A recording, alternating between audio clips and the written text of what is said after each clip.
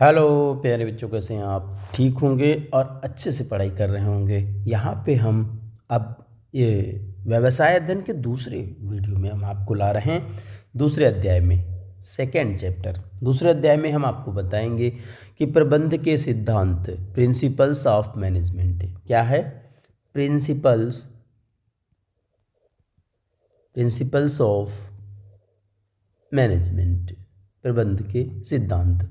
तो ये प्रबंध के सिद्धांतों में हम सीखेंगे कि प्रबंध के सिद्धांतों में जो क्वेश्चन आपका बनता है वो संभवतः लॉन्ग क्वेश्चन बनेगा, और छोटे छोटे जो क्वेश्चन बनेंगे यदि 2 नंबर में तो या 2 या 3 आपको 2 मार्क्स में क्वेश्चन जरूर मिल जाएंगे। इसमें आपको 2 क्वेश्चन, आप ये मान लीजिए कि 2 क्वेश्चन आपको न्यूमेरिकल थ्योरेटिकल मिलेंगे जो 2 नंबर में होंगे। पूरा थ्योरी का ही विषय है। और उसके बाद आपको 5 नंबर में और संभवतः 10 नंबर में भी एक आप क्वेश्चन मिल जाएगा। तो इस दृष्टि से बहुत महत्वपूर्ण आपका ये जो टॉपिक रहेगा, इसमें आप लास्ट तक बने रहिए। देखिए मेन बात क्या है कि आप जैसे स्टार्ट हुआ वीडियो, आपने तड़क भड़क तो कुछ है नहीं, कुछ ऐसा दिख नहीं रहा, सर भी दिख रहे, तो थोड़ा पढ़ा छोड़ दिया, नहीं, आप पूरा पढ़िए, एक एक चीज़ को समझिए, आपकी सोचने की क्षमता विकसित होगी। ठीक है, तो मेरे साथ बने रहिए और पूरा अध्ययन करिए।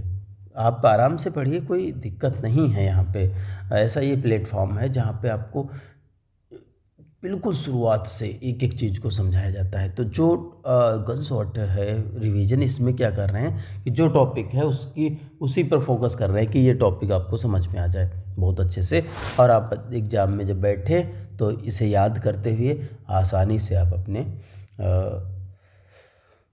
एग्जाम के जो क्वेश्चन है उसके आंसर को बेहतर तरीके से रिप्रेजेंट कर सको। ठीक है, चलिए खैर, और कोई ना बात करते हुए हम प्रबंध के सिद्धांतों पर डिस्कशन करेंगे।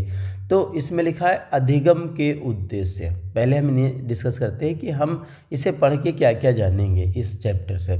तो पहला तो ये है कि प्रबंध के सिद्धांत का अर्थ समझ पाएंगे, प्रकृति समझ पाएंगे और महत्व समझ पाएंगे। ठीक है, फिर आपके सिलेबस में 2 आपके प्रबंध शास्त्री हैं। क्या नाम है? प्रबंध शास्त्री। टेलर के वैज्ञानिक प्रबंध को समझेंगे और उनकी तकनीकों को समझेंगे, और फिर आप फ्यूल को समझेंगे, फ्यूल के सिद्धांत को समझ सकेंगे। तो ये जो हमारे टॉपिक रहेंगे, ये जो लेसन है आपका दूसरा, इसमें 2 टॉपिक आपके मेन रहेंगे। ठीक है, तो ये तो आपका अर्थ हो गया। अब फिर टेलर और फ्यूल के सिद्धांतों को हम समझ पाएंगे। यहाँ पे देखिए, टोयोटा आप जानते होंगे कार बनाने वाली कंपनी है। क्या है? कार बनाने वाली कंपनी है। उसके सिद्धांत यहाँ पे दिए गए हैं कि उसका जो है क्या सिद्धांत हैं पूरे विश्व में जिनसे वो कंपनी चलती है। अब हम आपको बताएं कि सिद्धांत होता क्या है, कि पहले आप दिमाग में लगाओ कि सिद्धांत होता क्या है। तो यहाँ पे हम आपको विषय प्रवेश में ये बात बताने का प्रयास करेंगे। अगर आप उदाहरण ऊपर पढ़ेंगे कि टोयोटा के क्या सिद्धांत हैं। टोयोटा कंपनी जो टोयोटा मोटर्स है, वो जब आप कारें बनाती है तो पूरे विश्व में बेचती है, तो पूरे विश्व के लिए वो अपने क्या नियमों को फॉलो करती है, उन बातों को फॉलो करती है जिस पर वो टिकी हुई है।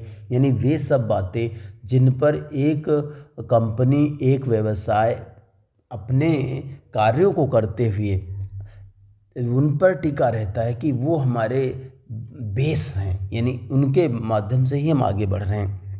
तो यहाँ पे देखिए, हम बात करेंगे कि कारपोरेशन में प्रबंध कार्य सिद्धांतों में निर्देशित होता है कि जो कल्पना को स्पष्ट करने, इसको प्राप्त करने के मार्ग के संबंध में दिशा निर्देश का काम करते हैं।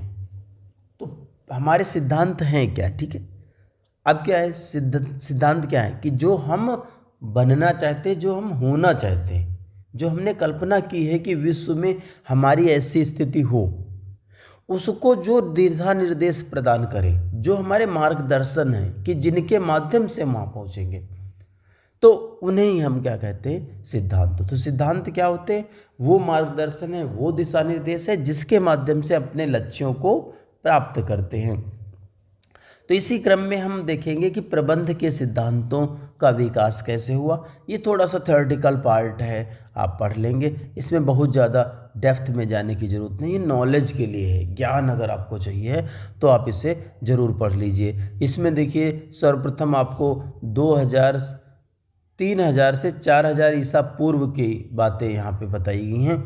फिर क्लासिकल प्रबंध सिद्धांत दिए गए हैं, उसके बाद नव क्लासिकल मानवीय संबंध सिद्धांत दिए हैं, इसमें हार्थोन अध्ययन आता है।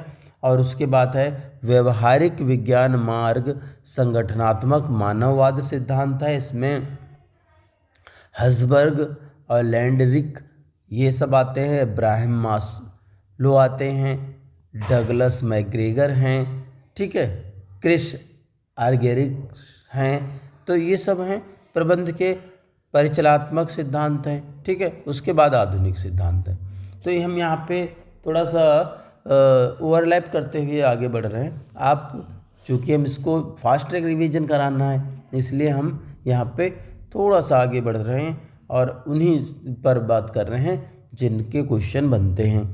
कभी डिटेल होगा तो डिटेल भी पढ़ा देंगे। प्रबंध के सिद्धांतों की प्रकृति, ये क्वेश्चन बनता है कि प्रबंध के सिद्धांतों की प्रकृति कैसी होती है। तो क्या होता है, प्रबंध प्रकृति का अर्थ होता है किसी चीज़ के गुण और विशेषताएं, यानी जो सिद्धांत हैं उनमें क्या गुण, क्या मौलिक बातें होती, क्या सिद्धांत विशेषताएं होती हैं। तो सिद्धांत सामान्यतः औपचारिक कथन होते जो कुछ परिस्थितियों में ही लागू होते हैं। इनका विकास प्रबंधकों के अवलोकन, परीक्षण और व्यक्तिगत अनुभव से होता है, ठीक है। प्रबंध को विज्ञान और कला दोनों के रूप में विकसित करने में उनका योगदान इस अर्थ पर निर्भर करता है कि उसे किस प्रकार से प्राप्त किया जाता है तथा वह प्रबंधकीय व्यवहार को कितने प्रभावी ढंग से समझा सकते हैं एवं उनका पूर्वानुमान लगा सकते हैं, ठीक है। तो ये आपके प्रबंध के सिद्धांत की प्रकृति होती है। और उसके आगे हम देखेंगे कि क्या क्या बातें होती हैं प्रबंध के सिद्धांतों की। निम्न बिंदु प्रबंध के सिद्धांतों की प्रकृति को संक्षेप में बताएंगे, ठीक है। पहला क्या है, सर्व उपयुक्तता, सुटेबिलिटी, यानी जो प्रबंध के सिद्धांत हैं वो कैसे होने चाहिए, सुटेबल होने चाहिए, उनकी प्रकृति ऐसी होनी चाहिए कि वो सर्व उपयुक्त हों, हर जगह उन्हें लागू किया जा सके।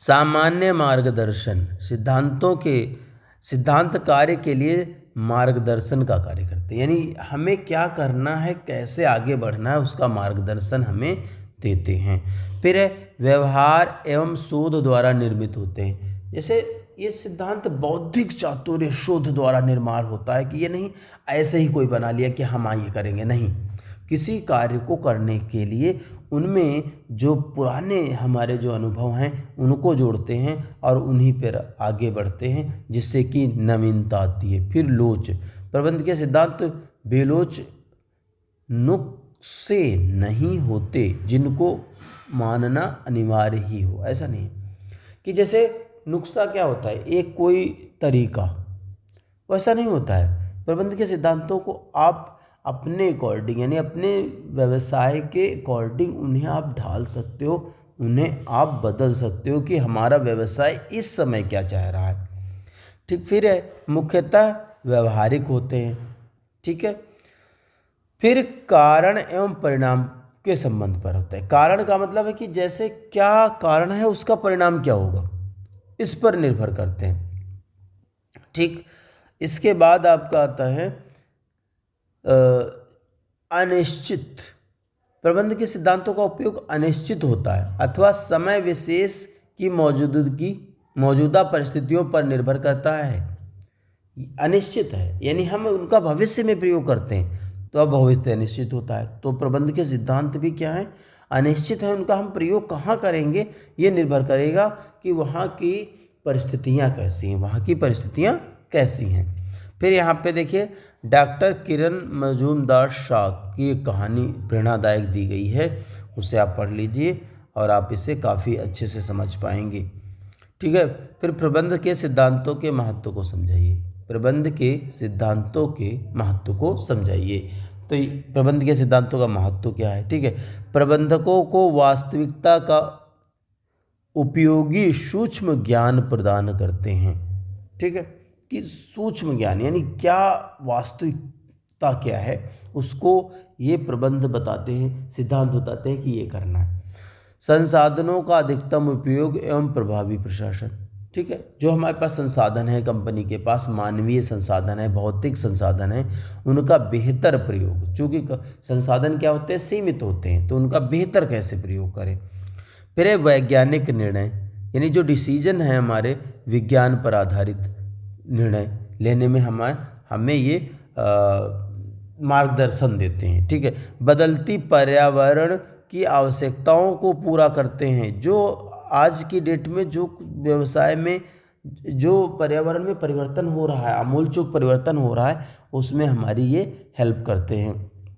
उसके बाद सामाजिक उत्तरदायित्वों को पूरा करना, सामाजिक उत्तरदायित्वों को पूरा करना कि समाज में जो व्यवसाय का एक स्थान है उसको बनाए रखने के लिए हमें मार्गदर्शन देते हैं। प्रबंध, प्रशिक्षण और शिक्षा अनुसंधान। ठीक है, अब इसके बाद आगे हम पढ़ेंगे एक श्री महिला गृह उद्योग लिज्जत पापड़। आपने सुना होगा कि आप पार्टियों में या घरों में पापड़, जो मूंग का पापड़ बन के आता है, लिज्जत पापड़ आपने नाम सुना होगा, नहीं होगा तो आप अपने पेरेंट्स से पूछना कि लिज्जत पापड़ क्या होता है, बताएंगे। और आप इसमें ऐसा है कि ये एक महिला संगठन था और इसने अपना उद्योग एक बहुत छोटे मात्र 80 रुपये के मामूली ऋण से शुरू किया था और 650 करोड़ रुपए का सफल व्यवसाय आज की डेट में 650 करोड़ रुपए का व्यवसाय है और इसमें 45,000 महिलाएं काम करती हैं। ठीक है, तो इसको आप पढ़ लेंगे तो आपको भी एक प्रेरणा मिलेगी कि व्यवसाय जो है एक व्यवसाय की क्या अपने एक सिद्धांतों पर चलते हुए एक व्यवसाय कहाँ से कहाँ पहुँच सकता है। ठीक है, अब हमें आपको सिखाएंगे कि टेलर का वैज्ञानिक प्रबंध। ठीक है, तो आप यहाँ पे आप आ चुके हैं कि जो प्रबंध हमने बताया था कि दो इसमें सिद्धांत आपको सीखने हैं, एक टेलर का और एक आपका हेनरी फयोल का। तो इसमें टेलर का वैज्ञानिक, इनका पूरा क्या नाम है, फ्रेडरिक विंसलो टेलर, वैज्ञानिक प्रबंध आंदोलन के संस्थापक हैं ये। समयावधि क्या रही है इनकी, 20 मार्च 1856 से 21 मार्च 1915 तक। अमेरिका में अमेरिकन मैकेनिकल इंजीनियर थे ये और विद्यार्थी के रूप में रहे और आगे ये काफ़ी इन्होंने ग्रोथ की और इनकी जो बुक का नाम है the principles of scientific management. ठीक है, ये इनकी बुक का नाम है, बाकी आप इन्हें पढ़ लेंगे। इसके बाद ये मैकेनिक इंजीनियर थे। ठीक है, मैकेनिकल इंजीनियर थे और इनकी पूरी कहानी इसमें दी गई है। इनके योगदान को हम आगे बताएंगे, बाकी आप इन्हें पढ़ लेंगे। देखिए, हम ये आपको PDF आपके लिंक डिस्क्रिप्शन बॉक्स में दे रहे हैं, वहाँ से आप डाउनलोड करके आराम से पढ़िए, कोई दिक्कत नहीं है। ठीक है, यहाँ पे चूँकि हम शॉर्ट में बता रहे हैं तो चीज़ों को आगे ओवरलैप करते हुए आगे बढ़ रहे हैं। ठीक है, वैज्ञानिक प्रबंध का सिद्धांत। वैज्ञानिक प्रबंध का सिद्धांत कहता है कि जो भी किया जाए वह पहले से निर्धारित हो एक साइंटिफिक मेथड से। जैसे कहता है विज्ञान पद्धति न कि अंगूठा टेक, कि जैसे हाँ ये इतना कर लेंगे नहीं, इतना करेंगे तो कैसे करेंगे, इसे वैज्ञानिक विधि से निर्धारित किया जाए। इसमें क्या है, सहयोग न कि टकराव, आपस में सहयोग से काम करते हुए, मिलजुल के काम करते हुए आगे बढ़ें, ना कि टेंशन बनाएं, एक दूसरे से घृणा करें, ऐसा नहीं। सहयोग न कि व्यक्तिवाद, हम मिल करके काम करें, एक व्यक्ति के विशेष पर ध्यान ना दें। फिर है प्रत्येक व्यक्ति का उसकी अधिकतम क्षमता समृद्धि के लिए विकास होना। विकास यानी हम कि प्रत्येक व्यक्ति पर ये विश्वास करें कि उसकी अधिकतम क्षमता का विकास हो। वैज्ञानिक प्रबंध की तकनीकें, हम यानी वैज्ञानिक जो प्रबंध करेंगे तो वो कौन सी तकनीकें होंगी, किसके माध्यम से करेंगे, तो इन्होंने उसमें दिया था कार्यात्मक फोरमैनशिप। कारखाना प्रणाली में फोरमैन एक प्रबंधक होता है जिसे सीधे संपर्क में श्रमिक प्रतिदिन आते हैं। आप फोरमैन, अब इसे पहले चैप्टर में आपने लेवल्स ऑफ मैनेजमेंट पढ़े थे कि 3 होते, तो बिल्कुल लास्ट में फोरमैन होता है। कौन होता है? फोरमैन होता है, जिससे संबंध श्रमिक आपसे जुड़े होते हैं। तो श्रमिकों की क्या दिक्कतें हैं, श्रमिकों को क्या चाहिए, श्रमिक क्या करते हैं, कितना काम करते हैं, ये सब कार्यात्मक फोरमैनशिप, यानी फोरमैन उनसे जुड़ा होता है। तो हम फंक्शनल फोरमैनशिप पर हम विचार करेंगे। तो इसमें देखिए क्या है, कारखाना प्रबंधक होगा, इसके अंदर में 2 व्यक्ति हैं, नियोजन अधिकारी है और एक उत्पादन अधिकारी होगा। और इसमें 4 आपके इनके अंडर में काम करने वाले होंगे और उसके नीचे आपके श्रमिक होंगे। तो ये आपका एक कारखाने का प्रबंध करने का तरीका दिया हुआ है। ठीक, कार्य का प्रमाणीकरण कर लीजिए, सरलीकरण कर दीजिए, स्टैंडर्डाइजेशन कर लीजिए। प्रमाणीकरण का मतलब है कि स्टैंडर्ड बना दीजिए कि इतना काम इस ऐसे होना है, इस तरीके से होना है, तो वो आपका प्रमाणीकरण कहलाएगा। प्रमाणीकरण के लिए क्या क्या करना होगा आपको? सबसे पहले देखना होगा गति अध्ययन, यानी काम करने के लिए कितनी समय की आवश्यकता है। कार्य पद्धति क्या है, आपकी कार्य पद्धति क्या है, उसमें आपका गति अध्ययन आ गया। फिर आपका आ गया समय अध्ययन और फिर थकान अध्ययन, यानी किसी काम को करने के की कितनी गति होनी चाहिए, कितना समय लगता है और कितनी उसमें थकान यानी फैटिक कितनी आती है, कितना व्यक्ति एनर्जी उसकी कितनी वेस्ट होती है। फिर इन्होंने एक विभेदात्मक पारिश्रमिक प्रणाली दी थी। ठीक है, विभेदात्मक का था डिफरेंशियल पीस रेट सिस्टम। ठीक है, तो इन्होंने क्या कहा था कि प्रत्येक व्यक्ति को एक निश्चित कार्य दे दीजिए और उस निश्चित कार्य के लिए जो कार्य है उसके आधार पर उसको मजदूरी दे दीजिए। ठीक है, तो इसमें 3 चरण बनाए थे कि जैसे जिसने एक निश्चित मापदंड प्राप्त कर लिया, तो फर्स्ट चरण तो उसको आप देंगे एक मजदूरी और उसको उसका इंक्रीमेंट दे देंगे कि आपने जो काम किया है उसके लिए आपको इतना पैसा मिलता है। उससे ज़्यादा किया तो उसे बोनस यानी एक्स्ट्रा पैसा दे दो, और उससे कम करते हैं तो उनकी वेतन में कमी कर दो। तो इस प्रकार की एक प्रणाली थी, कह सकते हैं कि मजदूरी देने की एक पद्धति थी। ठीक है, तो अब इन्होंने क्या किया है कि आधुनिक उत्पादन वैज्ञानिक प्रबंध के कुछ शब्दों का संग्रह दिया है। समय अवधि में विनिर्माण,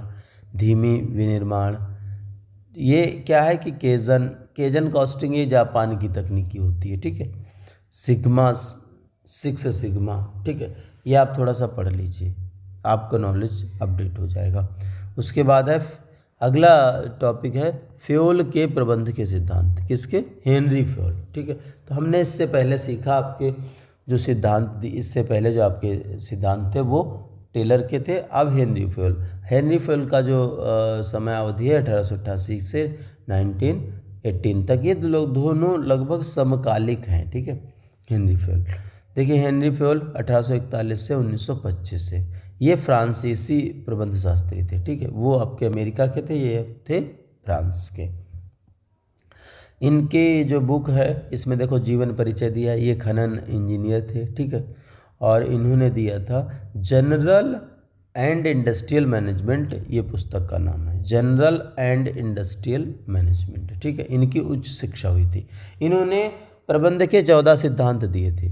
ठीक है, ये क्वेश्चन क्या बनता है, इसमें क्वेश्चन बनता है प्रबंध के हेनरी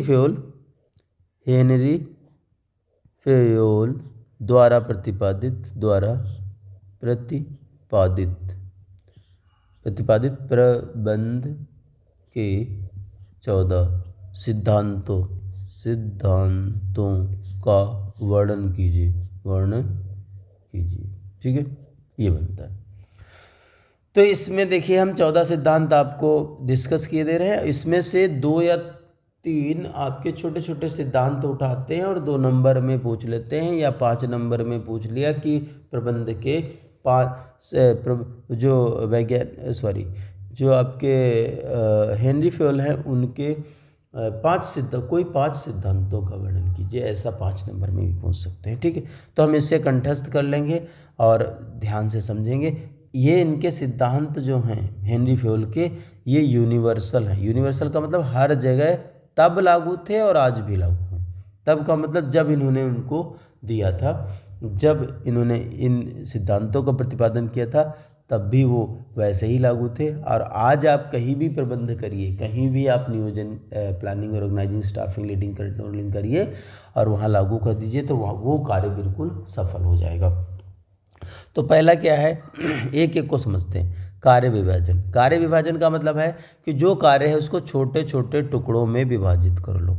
यानी कोई भी कार्य करना है उसके आप छोटे छोटे टुकड़े बना लो। छोटे छोटे टुकड़े का मतलब है उस कार्य को विभिन्न स्टेप में विभाजित करके करो। फिर दूसरा इन्होंने दिया अधिकार एवं दायित्व। जो हमारे कर्मचारी अधिकारी हैं उनके अधिकार और दायित्व स्पष्ट रूप से विभाजित होने चाहिए कि आपके ये अधिकार हैं और ये आपके दायित्व हैं। उसके बाद जो है अगला आपका आता है अनुशासन। यानी कोई भी कार्य हो, कोई भी संगठन हो, उसमें कार्य करने में अनुशासन होना चाहिए, उनके नियम हो, उन नियमों को फॉलो करते हुए वो आपकी संस्था चल सकती है। यानी बिना नियम के कोई संस्था नहीं चलती। फिर है आदेश की एकता। आदेश की एकता बहुत इम्पोर्टेंट है, ये बार बार आता है। आदेश की एकता का मतलब है कि जो प्रत्येक कर्मचारी को आदेश केवल एक कर्म अधिकारी से मिले। विभिन्न प्रकार के अधिकारी नहीं होने चाहिए। हर एक नहीं, अधिकारी तो एक संस्था में कई हो सकते हैं, लेकिन एक कर्मचारी को एक अधिकारी केवल निर्देशित करे। 10 लोग एक व्यक्ति को ना बताएं कि ये कर लो, ये कर लो, ये कर लो, ठीक है। यदि कोई कर्मचारी एक ही समय में 2 अधिकारियों से आदेश लेता है तो आदेश की एकता का सिद्धांत का उल्लंघन होगा और वो दोनों में से कोई कार्य नहीं कर पाएगा, कन्फ्यूज हो जाएगा। निर्देश की एकता क्या है? संगठन को सभी इकाइयों को समन्वित केंद्रित प्रयत्नों के माध्यम से समान उद्देश्य की ओर अग्रसित होना चाहिए। निर्देश की एकता का मतलब अगर 10 लोग काम कर रहे हैं तो 10 एक ही डायरेक्शन में काम करें। यहाँ पे 10 लोगों को अलग अलग बॉस हो सकते हैं, अलग अलग तरीके बता सकते हैं, काम अलग अलग हो सकते हैं, लेकिन निर्देशन एक होना चाहिए। जैसे एक संस्था है उसमें 4 विभाग हैं, एक फाइनेंस विभाग है, एक प्रोडक्शन है, एक सेल्स है, एक ह्यूमन रिसोर्सेस है। इनमें सब अलग अलग बॉस हो सकते हैं, लेकिन काम संस्था का क्या है? पूरे ओवरऑल संस्था का विकास करना है। तो निर्देश की एकता होनी चाहिए। आदेश और निर्देश की एकता में अंतर क्या है? ये क्वेश्चन 5 नंबर के लिए तैयार कर लीजिए, ठीक है। फिर आगे सामूहिक हितों के लिए व्यक्तिगत हितों का समर्पण करिए। यानी सामूहिक हित का मतलब एक कंपनी का पूरा जो सामूहिक हित होता है उसके लिए कोई विशेष व्यक्ति की जो आवश्यकता है उसके लिए आप उसे त्याग दो। यानी उसके प्रति हमारा जो पहला कर्तव्य क्या है? हमारे पूरे संस्था के प्रति है। फिर कर्मचारियों को प्रतिफल जो दिया जाए, कर्मचारियों को जो मजदूरी है या जो वेतन दिया जाए वो संतोषजनक होना चाहिए, इतना ज़रूर हो जिससे कि वो जो है अपना जीवन यापन कर सकें, ठीक है। केंद्रीकरण विकेंद्रीकरण। केंद्रीकरण क्या होता है? केंद्रीकरण का मतलब है निर्णय लेने का अधिकार यदि केंद्रित है तो उसे केंद्रीकरण कहेंगे, जबकि अधिकार यदि एक से अधिक व्यक्तियों को सौंप दिया जाए तो इसे विकेंद्रीकरण कहेंगे। यानी हम डिसीजन जो लेते हैं एक ही व्यक्ति लेता है पूरी संस्था में तो केंद्रीकरण है, और उस डिसीजन कई व्यक्ति ले सकते हैं अलग अलग स्टेप पर तो उसे विकेंद्रीकरण कहेंगे। तो ये संस्था पे निर्भर करता है कि छोटा संगठन है या बड़ा संगठन है। बड़े संगठन में विकेंद्रीकरण संभवतः अच्छे से माना जाता है, लागू किया जाता है, और छोटी संस्थाओं में केंद्रीकरण होता है। फिर सोपान श्रृंखला। सोपान श्रृंखला का मतलब है किसी भी संगठन में उच्च अधिकारी, अधीनस्थ अधिकारी होते हैं। उच्च पद से निम्न पद तक एक औपचारिक अधिकार रेखा को सोपान श्रृंखला कहेंगे। यानी हर एक व्यक्ति के कार्य अधिकार अलग अलग हों और वो एक स्टेप बाय स्टेप आगे बढ़े। जैसे कहने का मतलब है कि अगर कोई ए व्यक्ति टॉप पे है और कोई एफ व्यक्ति है और पी से बात करना चाहता है तो ये क्रम से आगे बढ़ते हुए आएगा, ठीक है। तो ये इसे कहेंगे आपका आदेश की एकता, क्या कहेंगे? सोपान श्रृंखला, सॉरी। इसमें क्या है? एक में खा गा गा चा और ये है आपके तो संप्रेषण होता है। तो यहाँ इन्होंने बताया कि मतलब एक क्रम से आप आगे बढ़िए। फिर है व्यवस्था। व्यवस्था का मतलब है कि अधिकतम कार्यकुशलता के लिए लोग एक समान उचित समय पर उचित स्थान पर होने चाहिए। यानी व्यवस्था बनी रहे, जो चीज़ें जहाँ पे हैं वहीं पे मिलें। फिर समता। समता का मतलब सभी कर्मचारियों के प्रति निष्ठाता को सुनिश्चित करने के लिए सद्बुद्धि एवं अनुभव की आवश्यकता होती है। यानी हर एक व्यक्ति, प्रत्येक व्यक्ति से उसके कद और यथा उसके जो वहाँ पे सूटेबिलिटी है उसके हिसाब से प्रत्येक व्यक्ति के साथ समान व्यवहार होना चाहिए, समता का सिद्धांत हो लागू होना चाहिए। कर्मचारियों की उपयुक्तता, ठीक है। फ्यूल के अनुसार संगठन की कार्यकुशलता को बनाए रखने के लिए कर्मचारियों की आवर्तन को न्यूनतम किया जा सकता है। अब उपयुक्तता का मतलब कर्मचारी अगर अच्छे हैं तो उन्हें बार बार संस्था से कभी भी निकाला ना जाए, उनको उपयुक्त रखा जाए, उनसे कोई छेड़छाड़ ना की जाए, उनके जो कार्यावधि है या आप कह सकते हैं उन्हें टेनर है उनको बरकरार रखा जाए। पहल क्षमता, फ्यूल का मानना था कि कर्मचारियों को सुधार के लिए अपनी योजनाओं के विकास एवं उनका लागू करने के लिए प्रोत्साहित करना चाहिए। हर एक व्यक्ति को स्वैच्छिक उसे कहना चाहिए कि अगर आपको में कुछ नयापन है, कुछ नया कर सकते हो तो आप सदैव फ्री हो, आप अपनी क्षमता के हिसाब से आप नीति निर्माण में सहयोग कर सकते हो, अपनी बात को बता सकते हो। नयापन है, कुछ नया खोजा है तो उसे संस्था को बता सकते हो। उसके बाद है सहयोग की भावना। तो सहयोग की भावना का है, फ्यूल के अनुसार प्रबंध को कर्मचारियों में एकता एवं पारस्परिक सहयोग की भावना को बढ़ावा देना चाहिए। कहने का मतलब है कि आपस में सभी मिलजुल के काम करें, इस प्रकार का माहौल विकसित किया जाना चाहिए। प्रबंध के सामूहिक कार्यों को बढ़ावा देना चाहिए, विशेष रूप से बड़े संगठनों में, क्योंकि ऐसा न होने से उद्देश्यों को प्राप्त करने में कठिनाई आती है। आप सब मिलजुल के काम करें। तो ये कहते हैं मैं के स्थान पे हम का प्रयोग करें, मैं के स्थान पे हम का प्रयोग करें और आगे बढ़ते रहें। तो इस प्रकार से आपने सीखा कि प्रबंध के 14 सिद्धांत जो कि हेनरी फ्यूल द्वारा विकसित किए गए। यहाँ पे देखिए एक चित्र दिया है कि कोई भी का प्रोजेक्ट है उस पर काम कर रहे हैं तो उसके लिए कर्मचारी सुझाव प्रणाली प्रशिक्षु प्रबंधक का उत्साहवर्धन करते हैं। तो इस प्रकार से अब इसमें है प्रबंध के सिद्धांत, समन्वय की परिभाषा दी गई है, ठीक। उसके बाद आपके यहाँ पे देखिए 14 सिद्धांतों को इन्होंने अलग अलग तब और अब सिद्धांत के नाम और अब क्या है ऐसा कुछ इन्होंने एक डिस्कस किया है, इसे आप पढ़ लीजिए।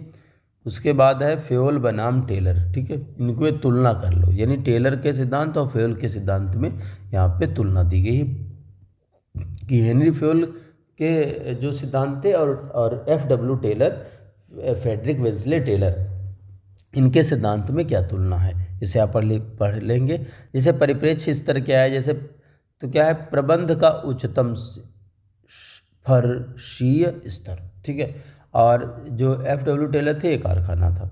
आदेश की एकता, कट्टर पक्षधर, ठीक है, इसको महत्वपूर्ण नहीं माना क्योंकि कार्यात्मक फोर्समैनशिप में एक श्रमिक 8 विशेषज्ञों से आदेश प्राप्त करता है, ठीक है। तो इन्होंने इसे नहीं माना आदेश की एकता को। चलिए इन दोनों में अंतर दिया गया है, ठीक है, कि दोनों का आप ही कह सकते हो, अंतर भी कह सकते हो, आप आपस में मेल मिलाप की जो प्रबंध के सिद्धांत जो दिए गए हेनरी फ्यूल में क्या विशेषताएं हैं और F.W. टेलर में क्या विशेषताएं हैं, ठीक है। मुख्य शब्दावली आप पढ़ लीजिए। इसमें ये जो मानसिक क्रांति है किसकी है, ये F.W. टेलर है। समय अध्ययन है, आदेश की एकता है, गति अध्ययन है, निर्देश की एकता, थकान अध्ययन, सोपान श्रृंखला, ये सब पढ़ लीजिए। फिर सारांश दिया हुआ है, अर्थ प्रकृति महत्व क्या होता है वैज्ञानिक प्रबंध में, कौन सा है, हेनरी फ्यूल है, और क्या कह रहे हैं हम, वैज्ञानिक प्रबंध में F.W. टेलर है। और फिर फ्यूल के प्रबंध के सिद्धांत 14 दिए हुए हैं, ठीक है, 14 प्रिंसिपल्स। और इसके बाद अभ्यास क्वेश्चन में इसमें क्या हो जाए, प्रबंध के सिद्धांतों को क्यों लचीला माना जाता है, ठीक है। समय अध्ययन की मुख्य उद्देश्य क्या है, ठीक है, इस टाइप से क्वेश्चन। आदेश की एकता, इस टाइप का क्वेश्चन आ सकता है, ठीक है। वैज्ञानिक प्रबंध को परिभाषित कीजिए, किन्हीं तीनों सिद्धांतों के बारे में बताइए, ठीक है। ये क्वेश्चन दो आप क्लियर। सोपान श्रृंखला क्या है, ये भी अच्छा क्वेश्चन है। उसके बाद है दीर्घ उत्तरीय प्रश्न में आप तैयार कर लीजिए टेलर द्वारा दिए गए वैज्ञानिक प्रबंध के सिद्धांत की व्याख्या कीजिए। ये इंपॉर्टेंट क्वेश्चन हो गया। और फेओल का एक आप कर लीजिए, बस 2 क्वेश्चन आपके यहाँ पे हो जाएंगे। ठीक है, इस प्रकार से आपका ये कंप्लीट हो जाएगा। ठीक है, तो ये पढ़ते रहिए और हमारे साथ बने रहिए। आप बिल्कुल भी टेंशन ना लीजिए। और मेरा कहने का सिर्फ मतलब ये है कि आप स्टडी करिए और हाई लेवल की स्टडी करिए और अपने दिमाग को कंसंट्रेट करते हुए आगे बढ़िए। ठीक है, चलिए मिलते हैं अगले वीडियो में, तब तक के लिए धन्यवाद। Thank you.